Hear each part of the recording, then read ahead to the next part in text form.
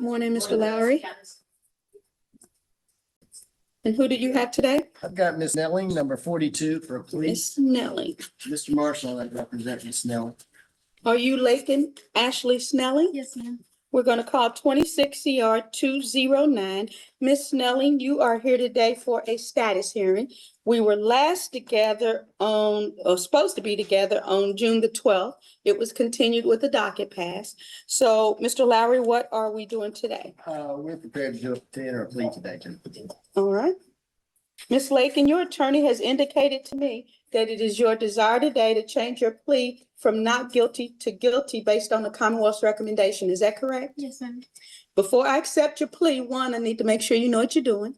And two, I need to make sure this is your free and voluntary act and no one's forcing you into that.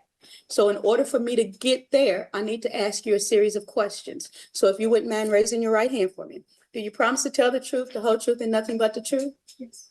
All right, you're a little low speaking here. I'm gonna need you to speak up, Okay. or I'm gonna have to put on these little hearing aid things for this courtroom so I can hear you, okay? Because we need to get this all recorded, so I need you to speak up for me, okay? First of all, tell me your full name, your age, and your birthday. Laken Ashley Snelling. I'm 22. My birthday is 12/22/2003. And what is your usual address and occupation? Jefferson City, Tennessee. And I'm unemployed. When's the last time you worked? Last summer, And what kind of work did you do? I was an ice cream server. Okay. What is your education? I finished my junior year of college. Okay, so you can read and write. Yes, ma'am. And are you the same person named in indictment 26 CR 209 that charged you with manslaughter in the first degree, abuse of a corpse, tampering with physical evidence, and concealing the birth of an infant? Yes, ma'am. Have you suffered in the past or have you currently been treated for any mental illness? No, ma'am. Are you sick or ill in any way today? No, ma'am. Are you taking any drugs or medication that would affect your ability to understand what you're doing today? No, ma'am. Have you had all the time you need to talk to your attorney? Yes, ma'am. And are you satisfied with your attorney? Yes, ma'am. Have any complaints regarding his representation of you? No, ma'am. What is the recommendation from the Commonwealth as it relates to Ms. Snelling? As to count one, manslaughter in the first degree, 10 years as charged. Count two, abuse of a corpse, 1 year as charged. Count three, tampering with physical evidence, 1 year as charged.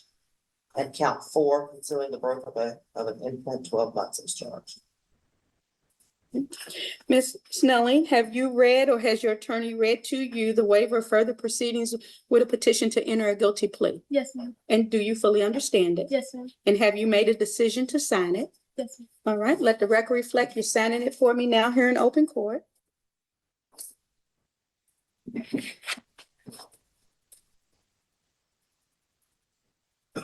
Ma'am, do you understand the facts for which you have been charged or having alleged against you in the indictment? Yes, ma'am. Has your attorney informed you what the Commonwealth would have to prove in order to convict you of the offenses contained in the indictment? Yes, ma'am. Has your attorney informed you of any lesser included offenses, any possible defenses you could have if you went to trial? Yes, ma'am.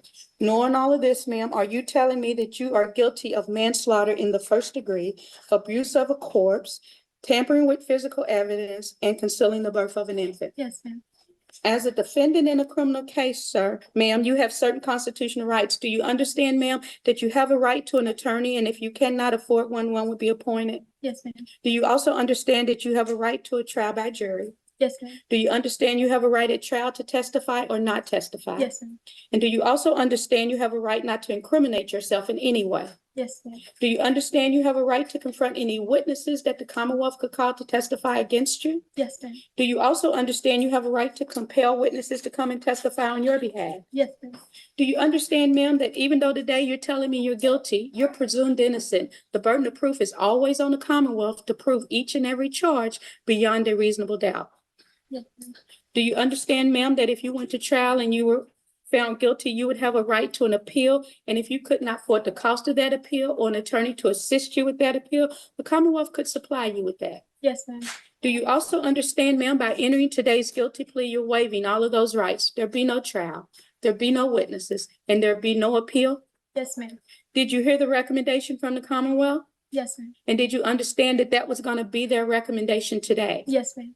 Do you understand the range of the penalties associated with the charges for which you're pleading guilty to? Yes, ma'am. Do you also understand that I'm not bound by the Commonwealth's recommendation? I could choose to impose a greater sentence, but if I did that, I would allow you to withdraw your guilty plea. Yes, ma'am. Are you under the threats of any other charges at this time? No, ma'am. Do you understand, ma'am, when you are pleading guilty to more than one felony, those times can sometimes either run concurrently, that means all at the same time, or consecutively, back to back? Yes, ma'am. Okay. Are you on probation or parole or anything at this time? No, ma'am. Has any threats, promises, or anything been promised to you that if you plead guilty, I will go easy on you, probate you, or give you some special treatment? No, ma'am. So did you actually commit the crime that you're pleading guilty to? Yes, ma'am. Tell me what you did. I was under a lot of emotional distress, and my baby came unexpectedly. And instead of helping him, I ended his life. And afterwards, I cleaned up and didn't tell him. Okay. So tell me, when you say instead of helping him, you did what? I ended his life. How did you end his life, ma'am? I deprived him of oxygen. Okay. All right. And did you tell me about this tampering with physical evidence? What did you do with the evidence that could have been collected? I put the towels in a plastic bag. Okay. And what about this concealing the birth? I didn't tell anyone after. Okay. All righty. So are you pleading guilty today of your own free will without any threats, pressures, or promises from anyone to get you to do so? Yes, ma'am. Knowing that you have the rights which I've mentioned and which are contained in the guilty plea form that you put your signature to, is it still your desire today, waive those rights, enter a guilty plea, and allow the courts to fix your penalty? Yes, ma'am. All right, Mr. Lowry or Mr. Marshall? I'll do it, Judge. Okay. Do any of you have any questions for your client? No, ma'am. Do you represent her in this matter as appointed or retained? Retain. Do you have any reason to doubt the identity she's presented here to the court? No, ma'am.